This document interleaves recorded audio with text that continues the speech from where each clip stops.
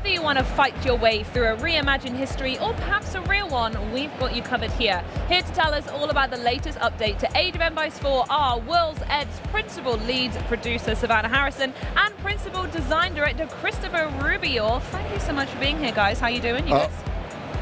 Yeah, we're doing great. Hi, Charlie. Good stuff. Like, oh, God, I think I'm good, but I need to talk on camera for a minute. We're doing awesome. I think we're having, the show has been great, so and it's awesome to be here to talk about the game. Absolutely, and your booth is full every time I look at it, so fantastic reaction. So let's talk about Dynasties of the East. Let's hear a little bit more about it and what it's going to add to the Age of Empires 4 experience. Yeah, absolutely. I mean, I've been waiting to talk about this expansion for ages. That's not meant to be a pun. It just kind of came out. Nice. Well done. So I'm so excited that today's the day. I'm going to be patient for, I don't know, 15 more seconds though, because I think it's important to say that, you know, this is a big week for Age of Empires 4 All Up.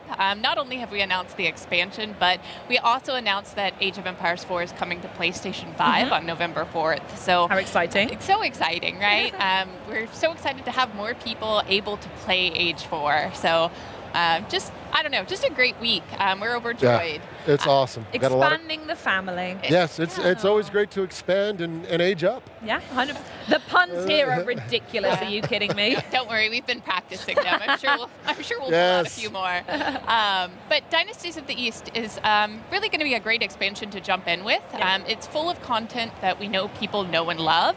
We're introducing 4 new variant civilizations, 8 maps, which are a mix of kind of very competitive focused and also a little bit more casual, a little bit more fun and quirky.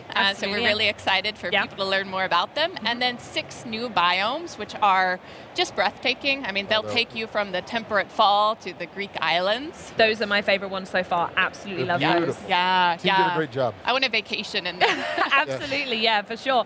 So should we talk a little bit about the Crucible then, actually, here? So this is the new single-player mode. So Savannah, can you explain exactly, I've got loads of questions here. I'm going to try and pace it because I'm so excited. What exactly is a roguelike RTS, and how does that work within the context of Age? Yeah, absolutely. I mean, the Crucible, we're incredibly excited about it, right? Franchise first experience. It's going to blend not just the classic RTS gameplay that we all love, but it's also including elements of roguelite in that there are randomized objectives. So every time you play, there's something new to do. We'll probably talk a little bit more about them in a bit. It is on my list of things to ask. And then there are also elements of kind of hold against the horde gameplay. You're being attacked by enemy waves as you work to defend your wonder. It's also just a very customizable mode, something that, you know, footage that we're showing right now is kind of walking through the initial setup. You can go in, you can change your civilization, choose any civilization that you want. Which has always been a great feature of Age All Up, is exactly how much you can tailor the next few hours of your life that you want to play, right? Absolutely, right? Are you looking for a challenge? Awesome. We have a difficulty for that. We are going to challenge you. Are you looking to just like kick back and have a good time?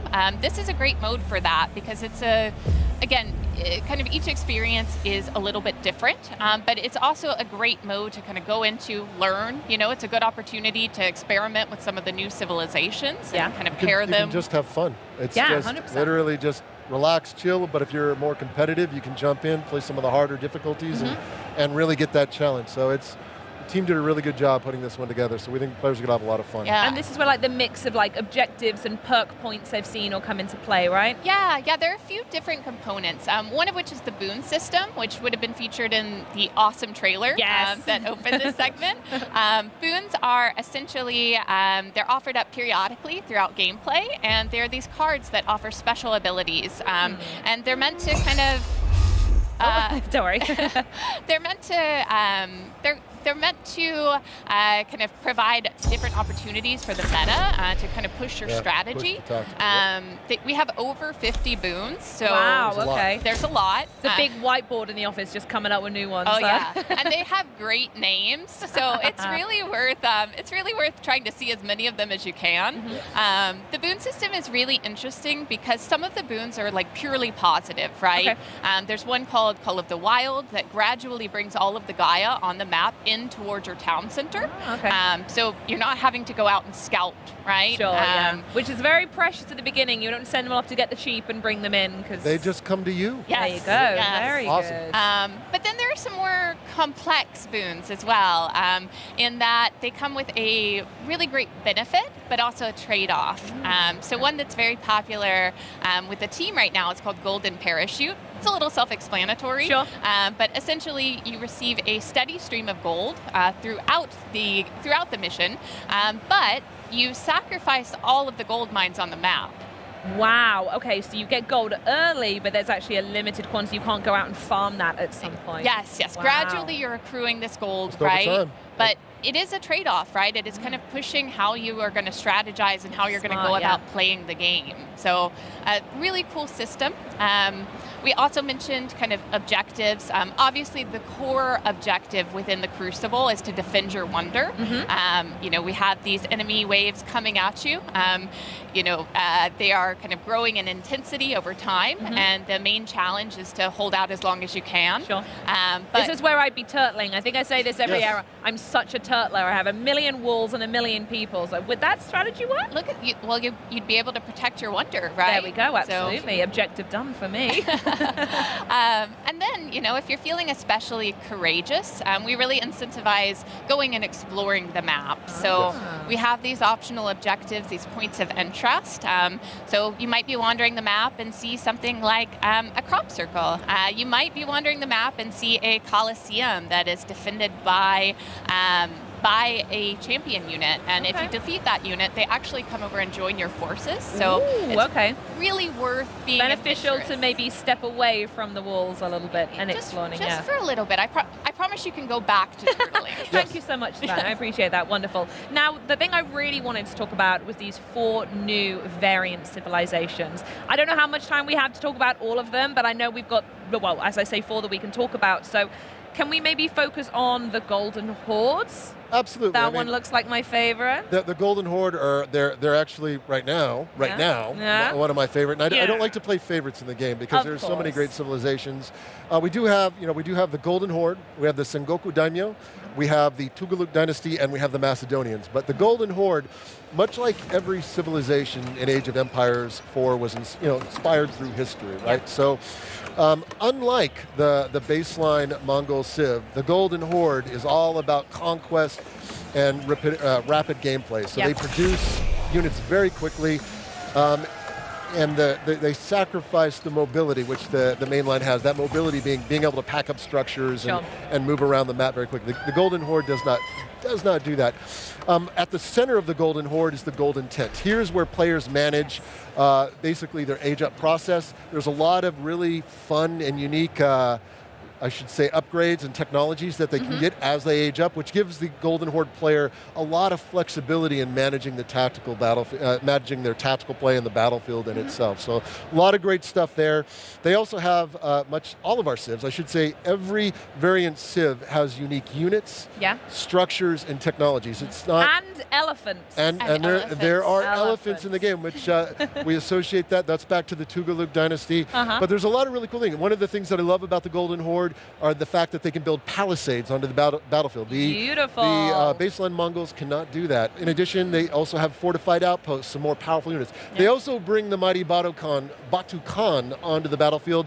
Again, and they have these Torgud units that are heavy melee or heavy cavalry that they bring on. There's a lot of really cool synergy between the units and how they play on the battlefield. So there's a lot of great stuff that players can take advantage of. And again, basically, it all comes back to one of our core pillars in Age 4, which is there's a lot of asymmetry in how the civilization's played. And our teams have done a fantastic job of maintaining that. Now that I think, we'll be at 22 civs with the release of this DLC. So, and that's a lot to maintain. And as you say, have that different sort of play style.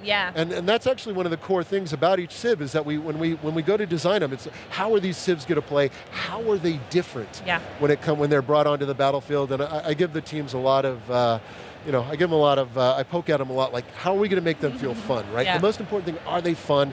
Are they different? And that's really it. But we got 4 civs in this, and it's going to be, I think players are going to have a great time. So. Wonderful. Savannah, I have to ask, do you have a favorite civ from the new variants? Oh my goodness. I am quite partial to the Sengoku Daimyo, but you brought up elephants. And Yeah. so I do have to mention the Tugluk Dynasty. There are 3 new elephant units. 3, you're treating us. Wowzers. And one of them is my favorite unit with this expansion. It's the worker elephant. And essentially he works as a mobile drop-off point. Beautiful. So really great for managing your economy. And I mean, he's just the best.